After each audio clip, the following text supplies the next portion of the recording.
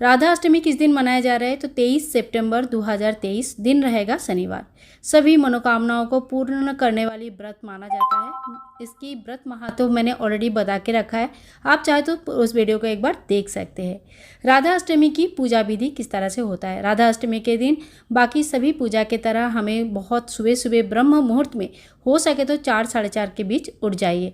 जो ऑफिस भी जाते हैं उनको भी थोड़ा बहुत समय सुबह का मिल जाएगा, अगर इतने सुबह आप उठ पाएंगे तो।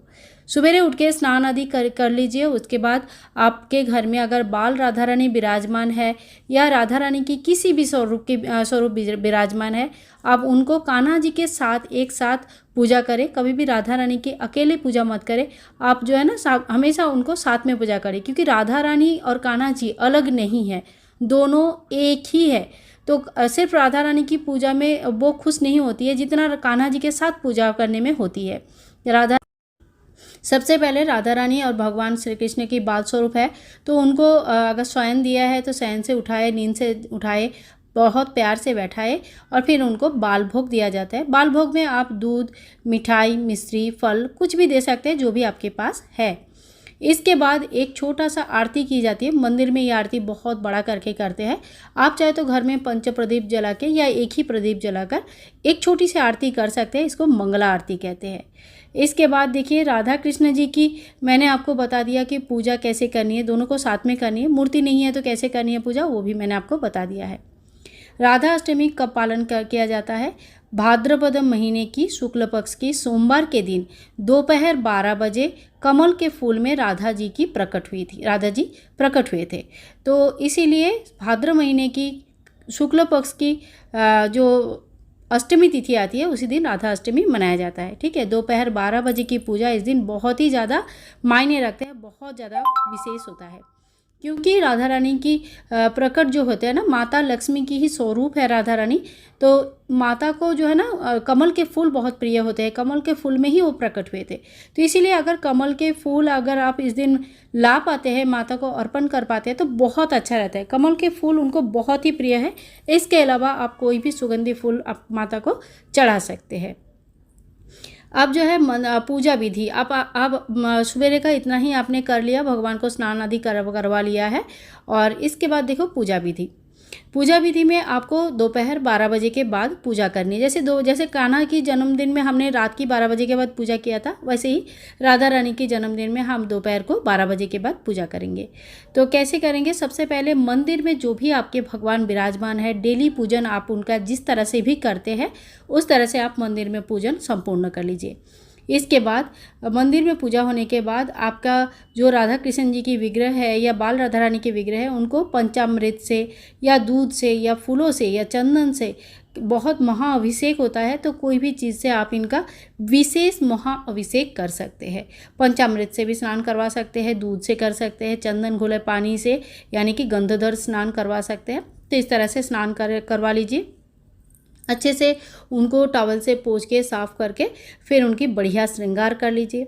इसके बाद हम करेंगे पंचोपचार पूजा। पंचोपचार पूजा में हमें क्या क्या देना होता है? गंध, पुष्प, धूप, दीप और नैवेद्य। गंध यानी कि चंदन, थोड़ी सी आप चंदन पीस के तैयार कर लीजिए, या अगर पीसने वाला नहीं है तो मार्केट का जो भी चंदन आपके पास है वो चंदन थोड़ा सा फूलों में लगा लीजिए।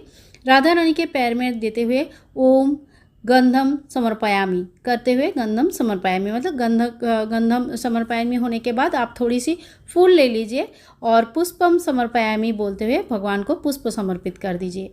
इसके बाद आप धूप प्रज्वलित कर लीजिए। धूप दिखाते हुए धूपम समर्पयामी, फिर घी की एक दीपक प्रज्वलित कर लीजिए। घी के दीपक दिखाते हुए दीपम समर्पयामी इत्यादि मंत्र के माध्यम से आप पंचोपचार बहुत ही सरल विधि से घर पर खुद से कर सकते हैं। इसके बाद आपको नैवेद्य यानी कि भोग अर्पण करना है। तो नैवेद्यम निवेदयामी यानी कि नैवेद्य आप निवेदन कर रहे हैं, भगवान को बुला रहे हैं कि भगवान आओ, ठाकुर जी आओ, ठाकुरानी आओ और भोग ग्रहण करो। तो इस तरह से भगवान को भोग निवेदन करें। भोग में आप क्या देंगे? दूध, खीर, मिठाई, बटर मिल्क, दही बड़ा, अरवी की सब्जी उनको बहुत प्रिय है, मीठा पान बहुत प्रिय है। बहुत जगह पे 56 भोग भी दिया जाता है।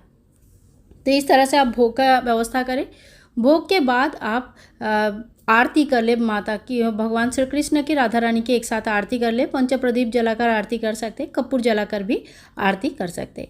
आरती के बाद हाथ में एक फूल ले लीजिए और 3 बार आपको इस मंत्र का जप करना है कि तप्त कंचन गौरांगी राधे वृंदावनेश्वरी वृषभानुसुते देवी प्रणमामि हरिप्रिय। इस मंत्र का 3 बार जप करें। 3 बार जप करने के बाद एसो पुष्पांजलि श्री राधिकाए समर्पयामि, फूल राधिका रानी की पैरों में, अपने चरणों में छोड़ दीजिए। तो इस तरह से आपने पुष्पांजलि भी कर लिया। पुष्पांजलि के बाद आपको प्रणाम करना है। दोनों हाथ जोड़ के नतमस्तक होके भगवान जी के सामने अपना सिर झुकाकर आप इस मंत्र का जप करें। हरे कृष्णा करुणा सिंधु दीनबंधु जगतपति गोपेश्वर गोपिका कांतो नाथ कांतो नमस्तुते।